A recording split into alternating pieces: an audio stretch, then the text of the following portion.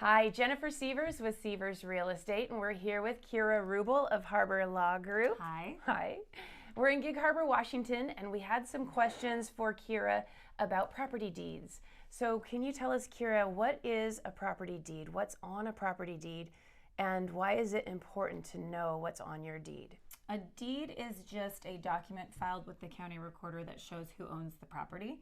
And what it says is incredibly important because having it titled incorrectly can have some very bad unintended consequences. And this conversation is actually really complex. And it depends on whether you're married, unmarried, are you holding this in a business partnership? But so I'll just speak kind of generally, but generally speaking, if you're married and you've purchased the property either during marriage or even sometimes before, you probably want that deed to say that you're married, say that you're holding it as community property, or maybe even as community property with rights of survivorship. There are also some tax consequences to how you're holding the property as well. Community property with right of survivorship would allow for a step up in basis on the first passing, which is a nice benefit.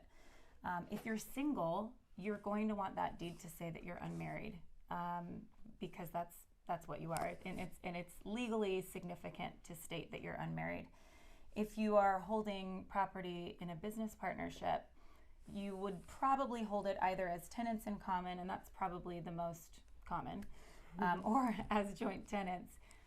Tenants in common would allow your share to pass to your heirs either by law or by will upon your passing.